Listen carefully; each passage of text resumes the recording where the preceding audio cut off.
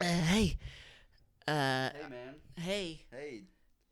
So, Yeah. what'd you think? Think of what? You saw the front page of what my friend?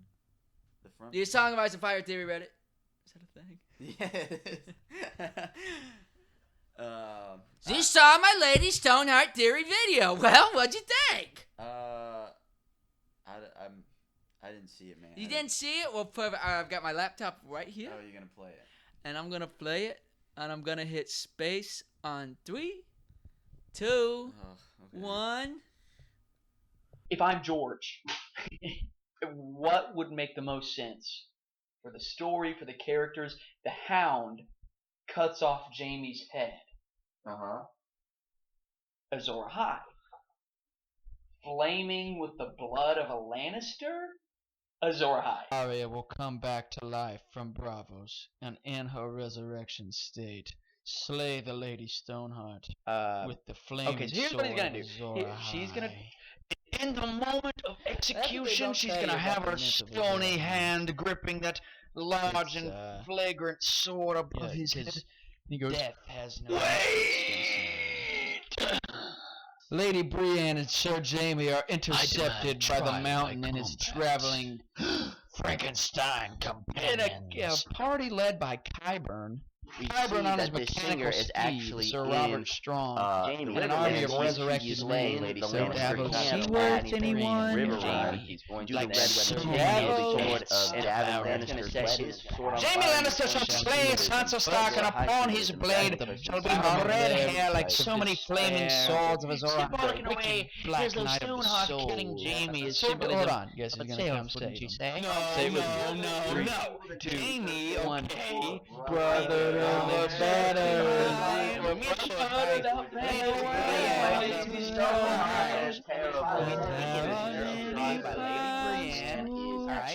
She's just got kind of some stone heart or something. I mean, what the fuck? So what'd you think? Yeah. What'd you think? I didn't like it.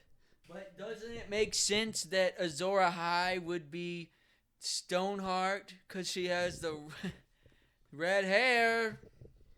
Yeah, I mean, I guess that's like one very slight connection point. Well, I just don't understand what else we're supposed to go off of. Well, that's why we're making the video. That's staying in. Stoneheart, the lovely Lady Stoneheart. The lovely Lady Stoneheart with her stony hand. Her stony hand. And her stony heart, let us not forget, is of her namesake. How easy it is to pass over this. A very controversial character in the realm of A Song of Ice and Fire fandom and theory-making communities.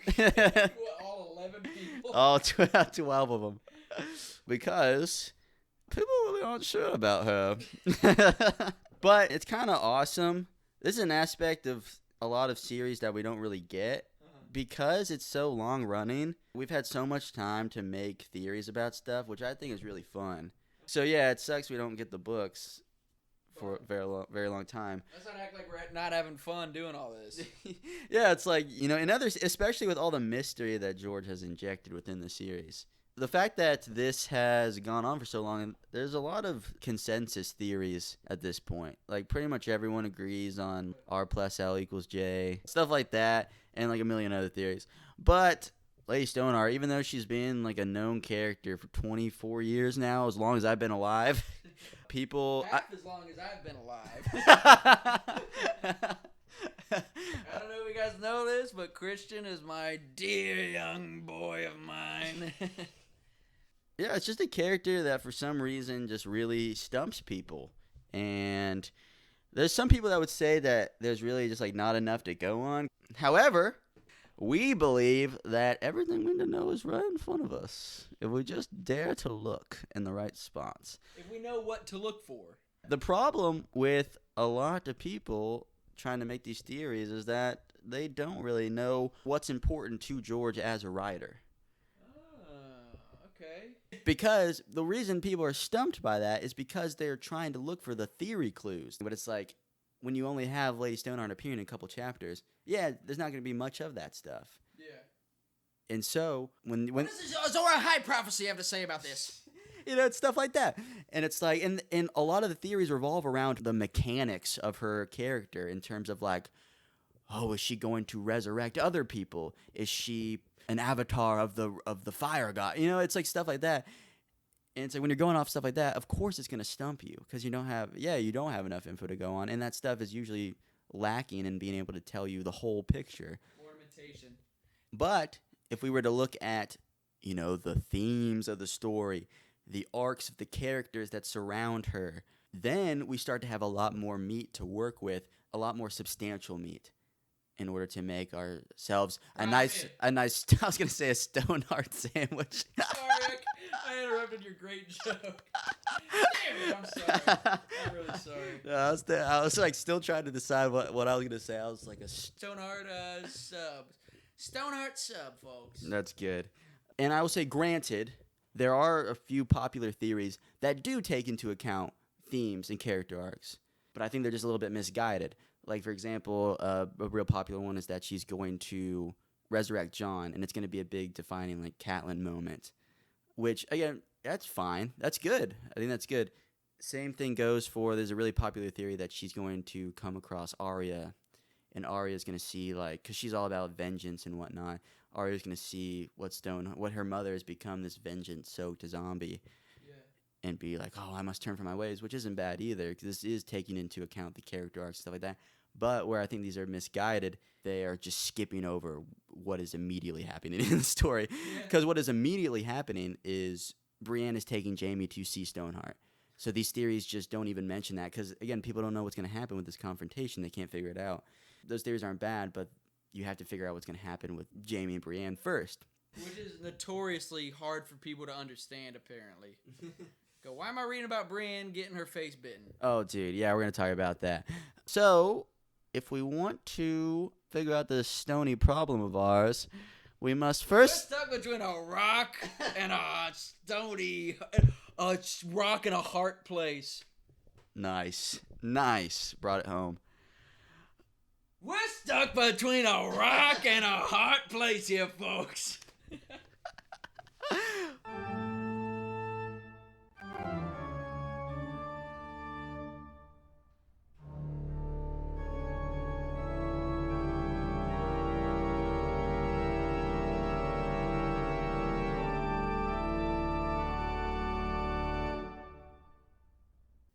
In order to figure out what the point of Lady Stoneheart is and what her character is, we have to look at the themes of the book, of the multiple books, as well as the arcs of the characters that she's involved with. And from there... If you're interested in that, watch the first video. And once we take a look at these characters and kind of analyze the growth they've gone through thus far, and again, the ideas that Martin is progressing throughout the series... we can get a better understanding of what he may be trying to do in this moment and make a better conclusion as to what will happen. So besides Lady Stoneheart, you're talking about characters immediately reacting to her. Who's one of the characters that's going to be immediately reacting? Not Jon, not Arya. Well, we have a character who has already reacted to her, which is Brienne of Tarth. I almost called her Brienne Stark. I almost did too. I stopped myself. Brienne of the Sapphire Isles. So who's Brienne? So Brienne is the first person first POV character we see interact with her that has interacted with Catelyn before. And Brienne is obviously bewildered at the sight of this gray, stony zombie. And you get all this, this back and forth where Stoneheart grabs at her throat, and she's like, yeah. She's like, yeah, you broke your oath to me. And you have Brienne desperately trying to be like, no, I'm in the process. I've spent the last book. All the readers have complained about how long I've spent doing what you've asked me to do. And all the men of the fucking Brotherhood are like, is it not Lannister gold at your waistband? And We just have so much hate for these. It sounds like we hate these books. Is that a gold at your waistband? We're just taking the book like the most serious confrontation, being like, this shit's so lame.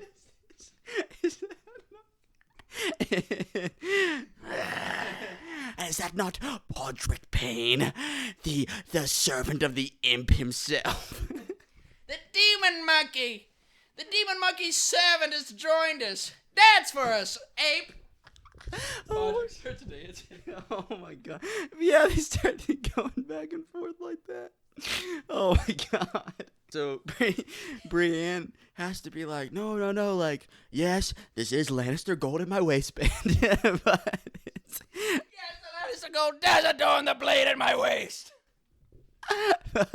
But she has to be like, but yes, Jaime Lannister gave it to me, but he's a changed man. The Jaime you knew isn't the Jaime that now exists. He's a good man. And he's the one who sent me to keep my oath. I named my sword Oathkeeper. And they're like, lies. You speak lies to the Mother of Stone. And the Mother of Stone will not hear such a word. And so... You dare lie in her presence. Her stony heart will not take much more of this. And so... Bite your tongue. But yeah, it escalates to this point where Lady Stoneheart gives Brienne this ultimatum, this choice, and she says, the sword or the rope. Lady Stoneheart is like, either you go and you kill Jaime Lannister with your sword and bring me his head, or I hang you and your companions. And Brienne's like, please don't hang us, please don't hang us. That's Podrick. But Brienne, she's like, I can't make that choice. Like, I'm not going to kill Jaime. Like, trust me, Jaime's different than you think. And they're like, okay. And basically they start hanging him. And her chapter ends with, and as they hung there, Brienne yelled out a word. And we don't know what that word is. Oh, God! Yeah, Brienne yells out a word. And we don't know what it is in the text. George told us she yelled out sword. But that's how the chapter ends. Next time we see her is in the next book, it's in a Jaime chapter, and you have these people in Jaime's camp who are like, a crazed woman came saying she knows you, and it's Brienne, and she's got a big-ass scar. And Jaime's like, what the fuck happened? And Brienne's like, I found Sansa. She's with the Hound. He's gonna kill her if you don't come with me, and you gotta come alone. And they tromp off into the woods together. And that's kind of the last we see of those two. So we know, well, I guess we don't know, but they're probably going to see Stoneheart. And I assume that Brienne has this big plan where she's like, we're going to show her how good you are. Something like that. Because Brienne's a very... Is this getting into your theory? A little bit, but we'll get there. So based on all this, we know that Brienne is obviously a huge player in this sort of plot line, and it's going to have a big confrontation with Stoneheart. And of course, in order to understand how that might play out, we got to look at Brienne's arc before all this. Because this confrontation with Stoneheart, where she's about to get hanged and whatnot, comes at the end of a pretty lengthy character arc. That I think people classify as boring world building. But George does a lot of work in Brienne's chapters in Feast for Crows in order to prepare the way. He sees the narrow path, folks. Prepare the way for this confrontation, for what I believe to be one of the most important points in both Jaime and Brienne's character arcs. And so, yeah, like, there has to be a lot of chapters. There's a lot of work he's doing in those chapters in A Feast for Crows. And it all revolves around her ideals and the failings of those ideals. And if you kind of go through Brienne's storyline, you see all these sort of stereotypical fantasy tropes and ideas being torn down time and time again throughout her storyline. Because it starts, she's off on this journey to find Sansa and Arya in order to kind of save them, right? And then keep her oath, her knightly oath that she made to Catelyn. And then the book ends with Catelyn accusing her of not keeping her oath. It's interesting how that mirrors one another, right? It's almost like it's done on purpose. So most of Brienne's chapters in A Feast for Crows is characterized by this string of encounters that all in their own ways either challenge or test her knightly ideals and the way that she thinks the world should work according to her very sort of like black and white ideology. And there's a lot of small little encounters. Like in the first chapter, she meets up with these two knights in the woods, and they're like, "Oh, a woman shouldn't use a sword," and she's like, "Oh, I can use a sword just as well as any man can." He sounds just like Dick Crab. I can only do a few voices, okay? We're just evoking here. That's how she sounds in her head. She probably does sound like in her head exactly like the Hound. I can use a sword as well as any man. But we're not going to dive too deep into it. If you want to see like a really good in-depth analysis of all these chapters, I'd recommend Preston Jacobs' Brienne, Gender, and the Squishers videos. They're pretty freaking good. I watched them maybe 2 years ago, and I was like, these are pretty freaking good. It's like a really good thematic analysis of her journey, and it's just pretty freaking good. Like I said, we just don't want to repeat that. Yeah. But the big picture of the first 4 chapters in Feast for Crows no, that's not what I meant to say. But the big idea in the first half of Brienne's chapters, which is 4, a big recurring idea is that she's looking for a maid of 10 and 3 with long locks who's traveling with a man who is a jester, a fool. And this is very reminiscent of a very famous story in A Song of Ice and Fire, that of Florian the Fool and his great... Oh, of course, Florian the Fool, my favorite part. Well, I don't think we know much about like what actually happens. Well, that's what makes it so interesting. The ambiguity is what makes it so interesting. But we know that this is a very sort of chivalric romance in which Florian, who's a great legendary knight but also a fool, and he falls in love with the beautiful Jonquil with flowers in her hair. But yes, Florian the Fool is a very popular story. We know it's one of Sansa's favorites, and she loves the pretty kissing stories, according to Brienne. And when John and Rob are like playing knights in the werewood den, what is it called? The God's Wood. It's in Werewood Alley. When they're kids, Rob was the one who wanted to be Florian the Fool in their little play pretend game. So we know that this is like a really popular, it's a story that is told to children, and it's like this big chivalric romance, sort of the form of a knightly tale and knightly ideals. And Brienne spends the first half of her story in Feast searching for the image of that, because she's asking people, like, have you seen a young maiden with a fool? She runs into a fellow named Dick Crab, who's a crusty old fella, who's like, oh, I'll take you there. I've seen just the thing you're looking for. Just follow me into the abyssal woods, and I shall show you where they went. But yeah, he takes her up to Crack Claw Point, which is just like this ruinous place. I named it myself. And he's like, oh yes, my family has lived here a long time. Be careful, young lass. The squishers might take you to their underwater throne. It's not like You don't have to tell me that. You're like, is your name Squisher? Is that where this is going?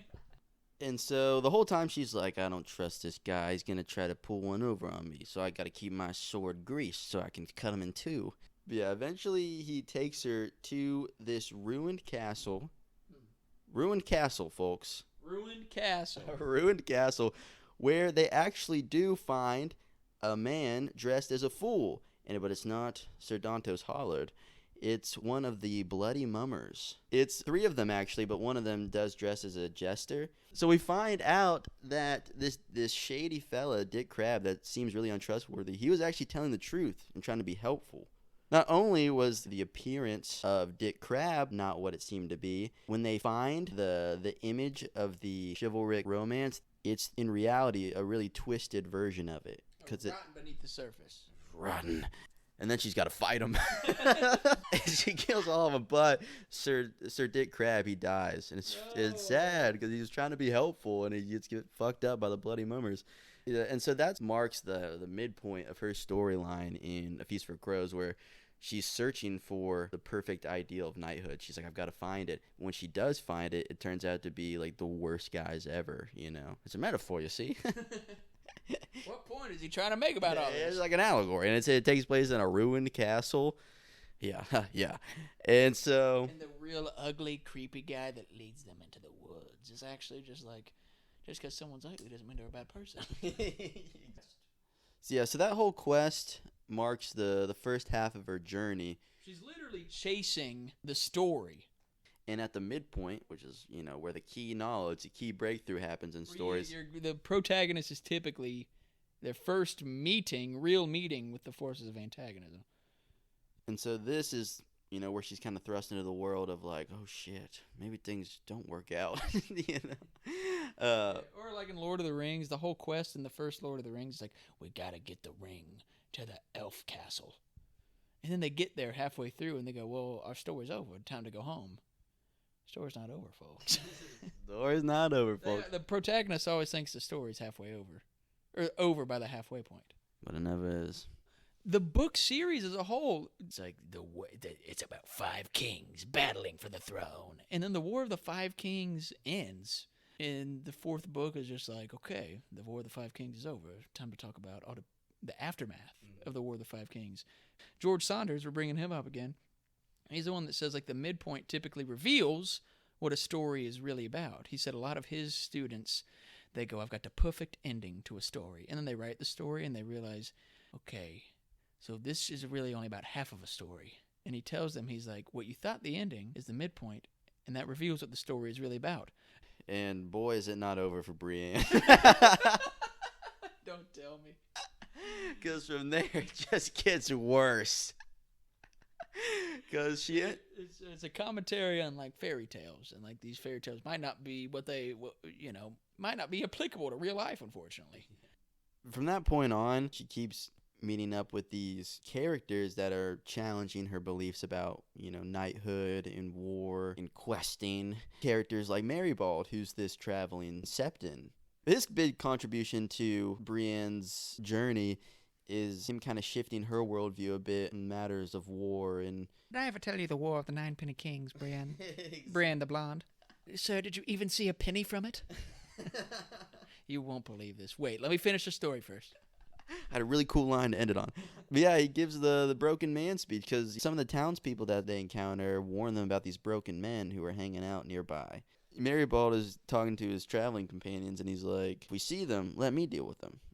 And he just kills them.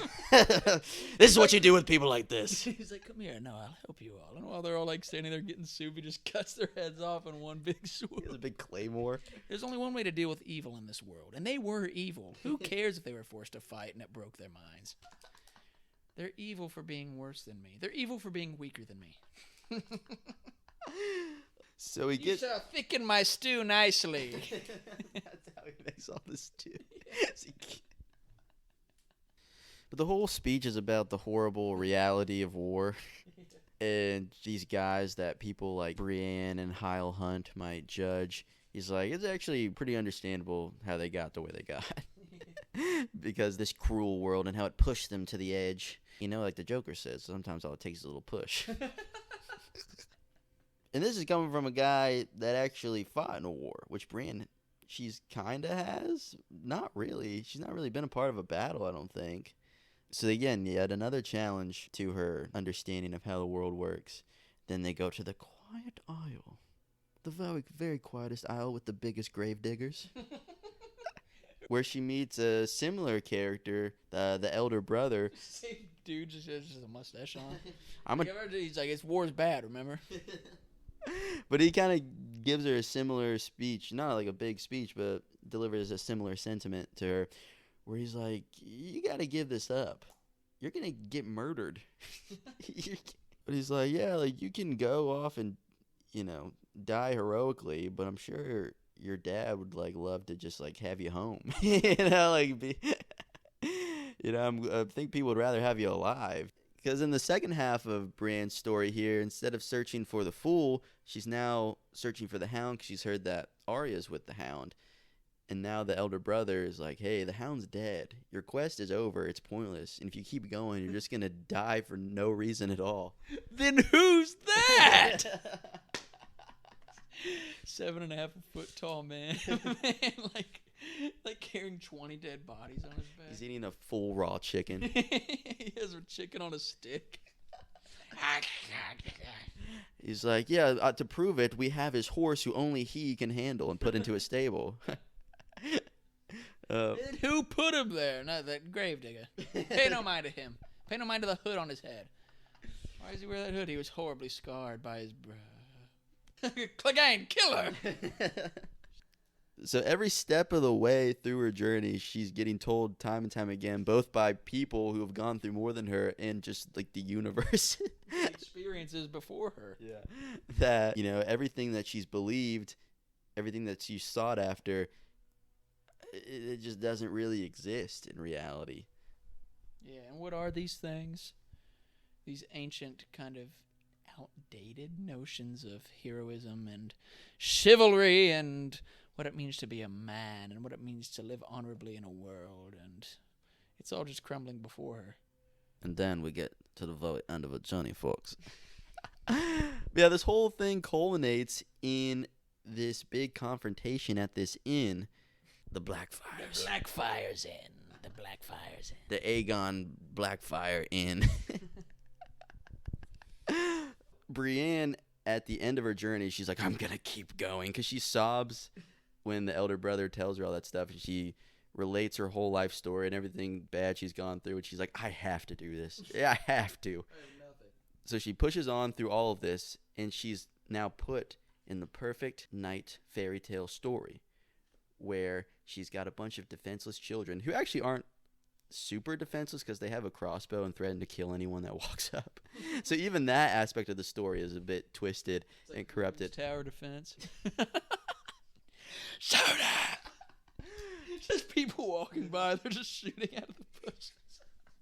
Yeah, Brienne is put into the situation where before her is a bunch of children who are threatened by the evil Roach and Biter. Yeah, they're like the worst guys ever. They show up. It's the big bad wolf coming to eat the children. Big bad wolf being a fantasy trope. Like all the other fantasy tropes we've seen George lean into and then subvert and deconstruct in all these other chapters. He's going like, here's this classic fantasy idea. Oh!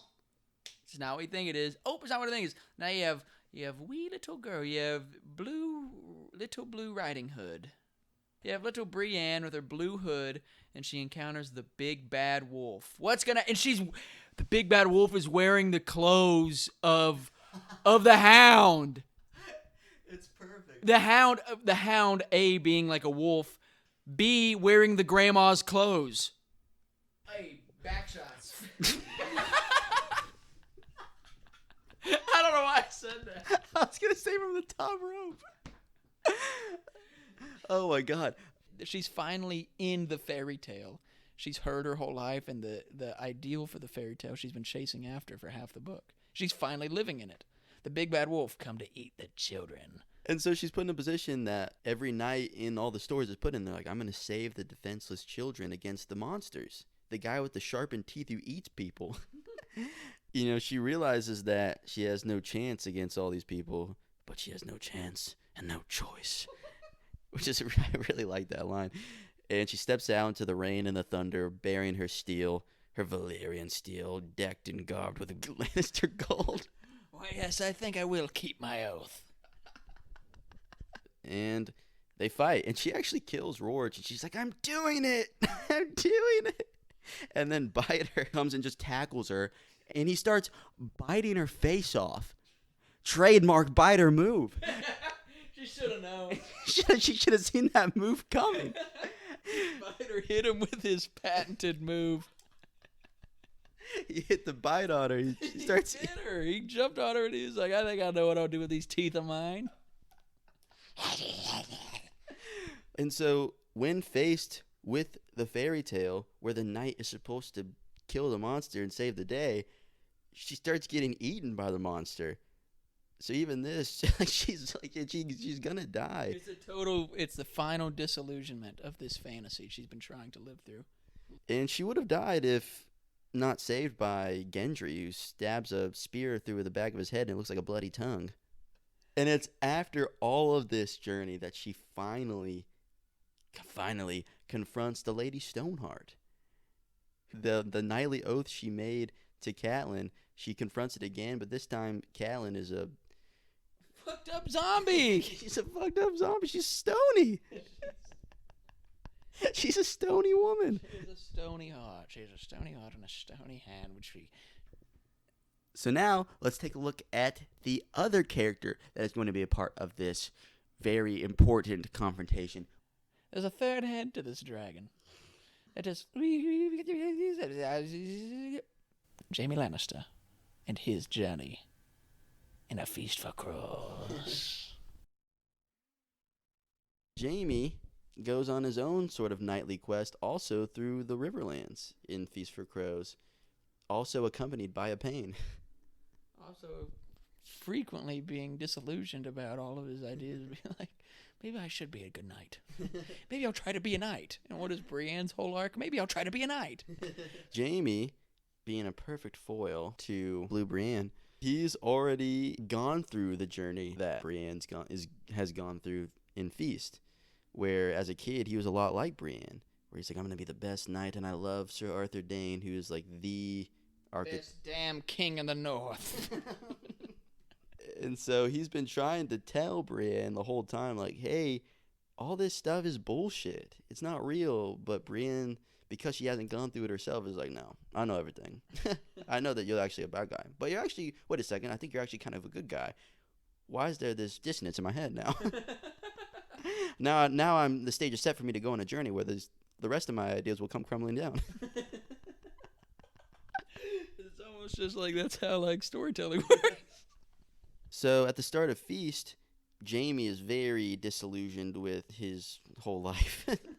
Because everything he's ever put... He has a depression beard. I mean, he grows a depression beard. He's like, I actually think I like how it looks. Not that he's too lazy and sad to shave it. He's just totally going through a midlife crisis. He's like every divorced dad in the world that's like, no, actually, like maybe I do look good with the beard. Cersei's like, shave it. You look like Rob. He goes, his is black, mine's golden. I actually think I look pretty good with the beard. He goes and like reads his blank page in the King's Guard book over and over again. He's like, what does it say about me? Huh, nothing at all. Well, there's still time to change it. Well, it says I killed the king. Huh. It's kind of like leaving out all the contextual details that made it a kind of a good thing that I did that. It's almost like Jaime's life is like a total monument to the hypocrisy of these ideals. In the same way as Brienne, everything that Jaime has ever believed in has either come crumbling down or is in the process of crumbling down because his dad died. His brother did it. He thinks his brother killed his kid, too. The only woman he's ever loved in his whole life has been fucking, like, 3 other guys, one of which is their cousin. I mean, he's just got nothing. He got his hand cut off. His hand gets cut off. He's like, well, at least I'm good at sword fighting. And then his hand gets cut off, and he goes, well, fuck. And also, I mean, of course, losing his hand is also losing, like, this thing that he thinks defines being a knight. Yeah, that's really, he's never been a studious tactician like his father. The only thing he's been really good at, that's his way of solving, that's what Tyrion says, his problem solving starts and ends with the sword. It's how he's exerted power in his life. That's the only thing that he's been good at. And so now he's like, well. I guess I'll grow a beard. He does have a depression beard. So that's why in this book, he's just desperately searching for a new identity. Everything that he's put his identity on, whether it be his family or his swordsman skills, it's all just gone now. And so he's like, well. Maybe they'll call me Golden Hand the Noble Man.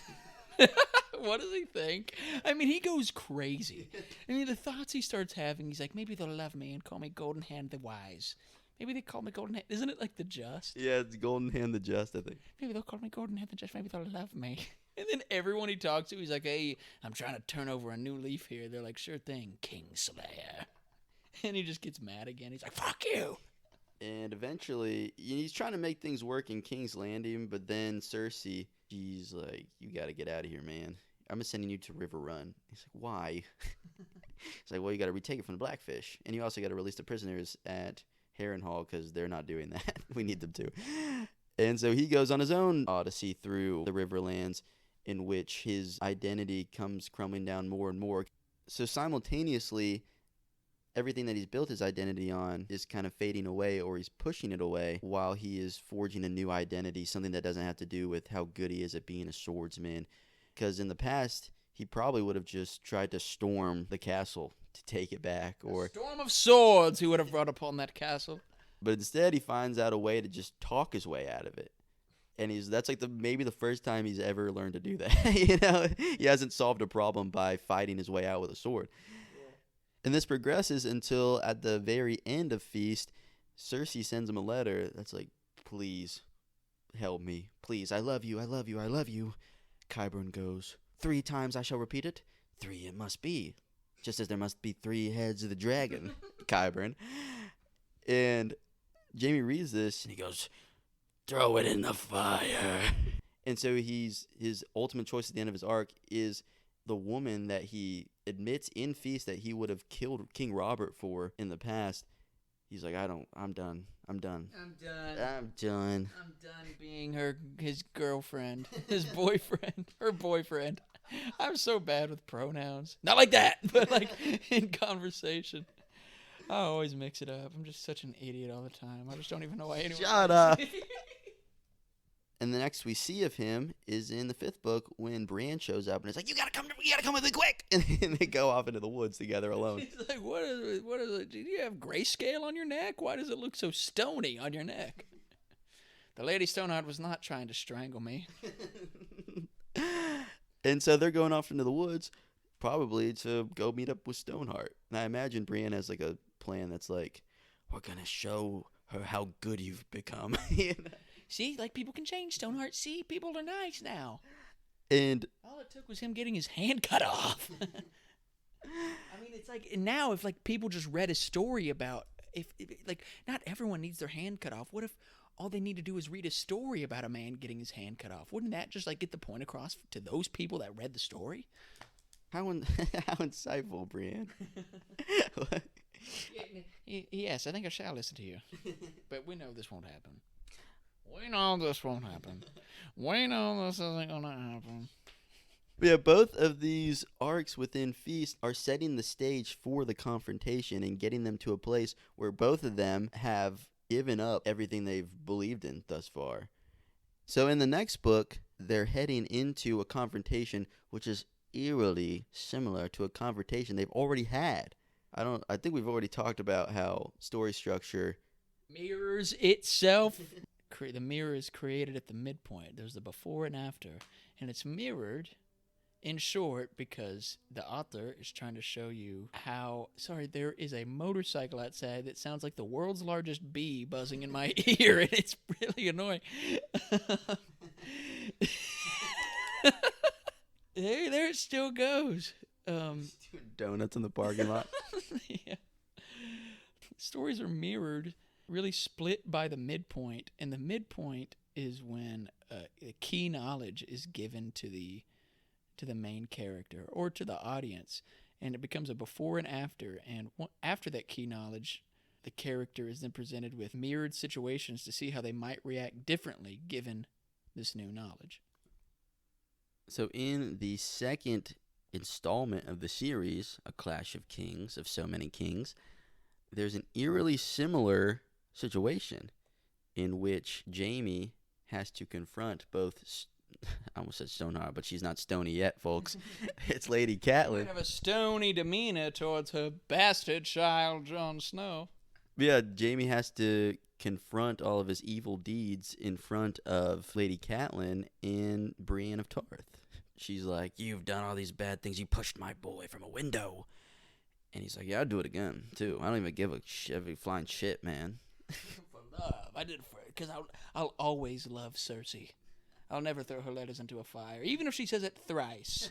Even if thrice Qyburn writes the words, I love you, Jaime. I will never toss that letter into a fire. Qyburn signs it like Qyburn. He knows Qyburn wrote it. Well, clearly Qyburn wrote it. It's a maester, right? True. The maesters do all the writing. It makes you wonder. He puts the whole letter in quotes and says, like, from Cersei and written by Qyburn. Story by Cersei, written by Qyburn. But now he's going to be brought into the same situation where this Lady Stoneheart It's like, you did all this evil stuff, way worse stuff, because she thinks that he's responsible for the Red Wedding. Jaime Lannister sends his regards. Exactly. And it's a misunderstanding. Jaime's title as the Kingslayer is based on a misunderstanding.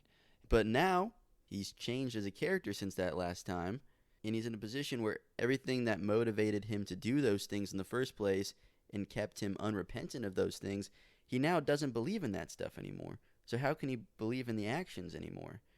And this confrontation will happen in the 6th book. In this initial confrontation, talking about, I pushed your boy out of a tree. That happened in the 2nd book. Tree. Out of the tree, sorry. I pushed your boy out of the stony tower that Bran the Builder built. It all comes back to stone. And not only is Jaime in a different spot, but so is Brienne, and so is Catelyn. Because Catelyn, at the end of that first confrontation, she's so freaking mad, and she goes, Brienne, take out your sword right now. And that's where the chapter ends. So you think, as a reader, that Brienne's just gonna slice him in two. And at that point in time, she might have done it. Like, she knows Jaime's just like, or she's seen firsthand that he's unrepentant of all these bad actions that he's taken in the past, and she believes him a Kingslayer, a horrible oath breaker, and she swore an oath to Catelyn to obey her. And so she might have done it if Catelyn had actually wanted that to happen. But Catelyn, in her mercy and her love for her daughters, was actually setting him free so that she could trade him for her daughters back. But now Lady Stoneheart has no mercy. And so this time, the way that she's reacting differently to the situation, she's going to be like, Brienne, actually kill him. But Brienne has also changed. And now, the Honorable Brienne of Tarth is faced with a situation that shall put her honor to the test. And it's a situation that should seem a little familiar to both her and everyone reading the books. She is placed in a situation where the person she made her knightly, honorable, chivalric oath to is now on a path to kill someone. Yes, I said it, folks. Kill. Someone that she thinks doesn't deserve to die. And her oath means that she either has to follow the command or to stand aside and watch it happen while doing nothing. Does this sound familiar, folks? She's put in the same type of situation that Jaime Lannister, the Lion of Lannister, was put in. He was also in a situation where the person he swore his knightly oath to protect and serve was on a path to kill everyone in King's Landing. And he wasn't necessarily commanded to do it, but his knightly oath and his honor required he stand aside and let it happen. And both of these characters, being placed in this situation, had or have a decision to make.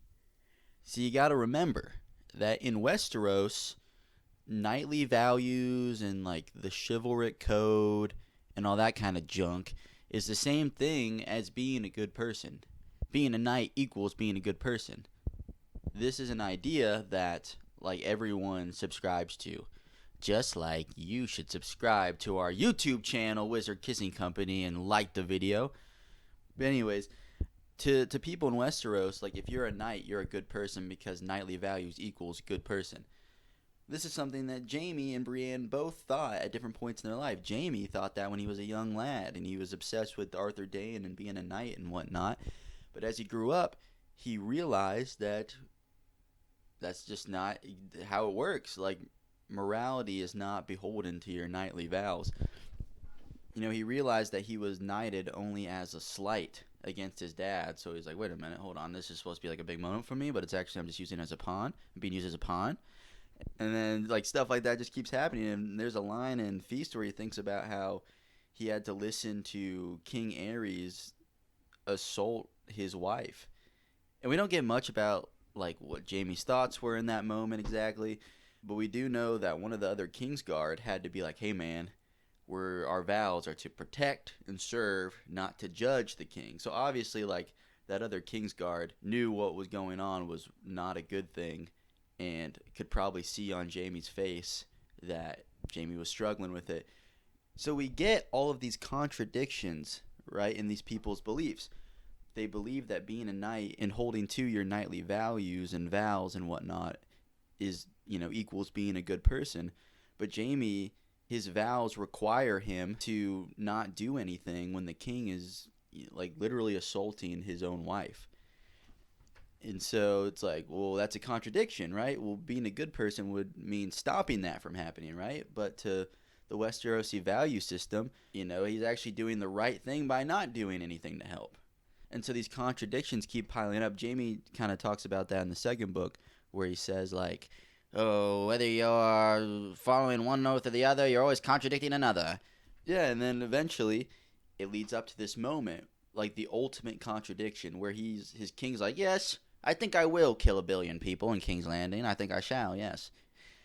And Jaime's vows, the things that make him a good person for, like, following and holding to without question, require him to step aside and let it happen, because this is king doing it. His king, like, you swore me a vow, and that's important in our value system.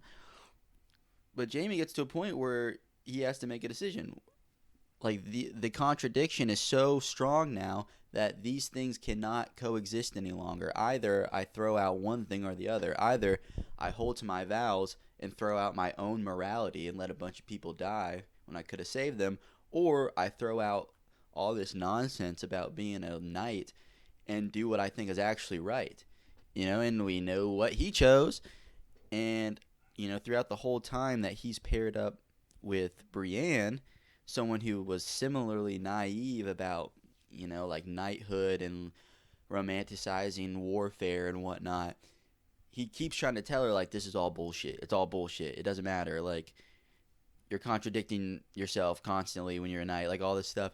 But she's like, no, you're a kingslayer, And then eventually everything we talked about in this video happened, and all these people who have experienced a lot more of the world and what it means to be a knight or be a soldier keep telling her over and over again, like, hey, Brienne, this is not the path you want to be on. Each person is like, actually, I gave up that life. Yeah, I don't do that stuff anymore. And all this stuff piles up until eventually now she is placed in the same situation that Jaime was placed in, where the contradiction is so strong where she will be forced to throw out one or the other. Because before her are two paths. One is holding to her vows, everything she's always believed in about knighthood and all that kind of stuff. Even though everyone's told her to let it go, she's like, she can choose to stick to that path and keep her oath to the Lady Stoneheart. But that means letting go of her own morality, because she doesn't believe that Jaime deserves to die. She just doesn't believe that. She thinks that he's flawed, of course, but she doesn't think that he deserves to die, and she thinks that he can actually be quite a noble man with a golden hand. Hey, I like the sound of that. Maybe they'll call him Golden Hand the Noble Man. Who knows? He'll never be called that if Stoneheart just, like, wraps her stony hands around his throat and throttles him to death. Again, Brienne has a choice to make. We can't have both anymore. Just like Jaime got to a point where it's either his own morality or the morality that was kind of pushed upon him by the society at large, Brienne has to make the same choice. Do I do, like, what, society, the culture tells me is the right thing to do and keep my vows and let this, this man I admire, who I think is a good person deep down, do I let them die? Do I kill them myself because the person I made a vow to told me to? Or do I say, to hell with the oath? To hell with it. I'm gonna do my own thing and save the person that she believes is worth saving, that she wants to save. And how will she do that? She'll do exactly what the Kingslayer did and pull out her mighty golden sword, a sword named Oathkeeper. How ironic. And push it right through that stony heart. She's gonna kill Stoneheart. Just like Jaime, in the same moment of decision, decided to kill the person that he swore his vows to. They're one and the same, Jaime and Brienne. Jaime's just gone through all this before. And now they're gonna kind of like catch up to each other. Not only does this perfectly mirror the encounter they had in book 2, but it also will be a pivotal moment in both their arcs where Jaime, he's been moving away from everything he's built his identity around, and this will be the final, I'm done with it all. I can see Jaime being like totally depressed and being like, I am a monster. I am a monster. I do deserve to die. I do deserve it. I'm a horrible person. Please just take my head off. Well, I do deserve it. And Brienne's the one who's like, no. You're actually like not that bad. You're actually kind of gray. You're kind of complicated. Equal parts light and dark. Just like the dangerous Sir Daemon Targaryen. He probably will be pretty repentant and might be exactly as you said, like, I deserve it. Brienne's changed. Stoneheart's changed. They've all freaking changed. That's how character arcs work. The interesting thing about Stoneheart, it's how character arcs work. The interesting thing about Stoneheart is that she's actually regressed. The way Jaime and Brienne are starting to grow up. Catelyn is totally regressed into these ideas that we see George criticize in other chapters, like Oberyn Martell. His entire, like, the point of the entire Martell plotline being like, maybe revenge isn't like shouldn't be the point of your entire life. It's like Catelyn's whole thing is like, I'm gonna get revenge on this damn gold-bearded bastard. What's Brienne gonna do? Be like, no, you're right. Revenge is the best thing. I'll cut his head off. So this is what we think is gonna happen because, not because their dire wolves are named a certain way, or. But it's based on the natural progression of their character arcs and the themes of the story that George has been dealing with. And after this confrontation, both will be free of the toxic ideologies and frameworks that they've been living by their whole lives and have the opportunity to forge their own identity, one that is based around what they think is right, not what the world made them. Yeah, like, not based on any knightly oaths, not based on what septons say, not based on anything, but just what they believe is actually right. It's coming from them and not from the world around them, which is an idea we see in a lot of the characters' arcs. Yeah. Outdated ideas that may or may not exist in our world. You've got people like Jon who grow up, especially being from the north, hearing tales of how evil the wildlings are and how terrible they are, and he gets up there with all those beliefs. And he's like, oh, maybe everything that the world is telling me actually isn't all that true. Yes, this girl's really cute and I like her. And she's actually really nice to me. And so, like, Tormund's, like, kind of like a funny guy. I like him. Oh, and Man's like, yeah, I mean, he looks exactly like Sir Arthur Dayne. He doesn't look that different at all. They look exactly alike, and they're just as good as fighting.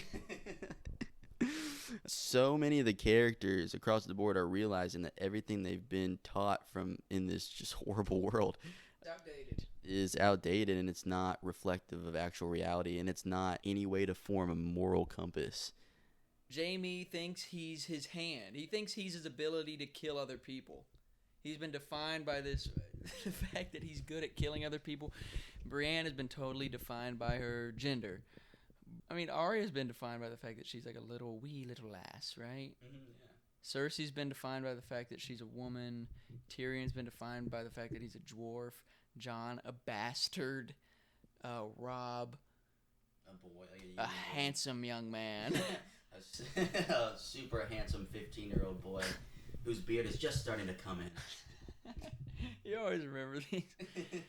Yeah, and it's all these characters. Like Theon, he's tied to this idea of being Ironborn. His family is like, you're supposed to kill people and take all their stuff. And, he's like, oh, I'm not a Stark. I'm an Ironborn. I'm a prisoner. And then he goes through the worst thing ever. And he comes out on the other side, and he's like, I think I like the Starks more than the Ironborn. You know what I mean? It's the whole series of people shedding this really restrictive set of ideals that are outdated. That's why someone would, to show if something is outdated, might use traditional fantasy tropes like a big bad wolf to portray that.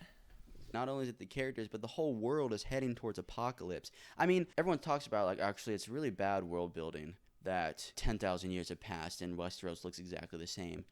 I wonder if George is trying to make any sort of meaning with that, where the cultures are stuck in this stagnation. culture where everything is just repeating over and over again. Cycles of violence repeating over and over again. People fighting wars that were started thousands of years ago. Characters feeling like they're tied to all this stuff that was thrust upon them. And the whole thing is about shedding all that and creating something new, something that's better than what's come before. You take that and you apply it to every character, every plot line, and yeah, it becomes seemingly obvious, right? Where you have Brienne and Jaime breaking free of everything that's held them back, breaking free of everything that they feel like they've had to hold on to, and then being free to forge their own path going forward. Where does Azor Ahai come into all this? Well, considering we've been talking about this whole time the subversion of classical fantasy tropes, the prophesied hero probably won't be the prophesied hero. To put it very simply. Well, that doesn't make any sense, because characters talk about it in the book, and what the characters say is what the book is about. Like and subscribe. More on the way. More videos on the way.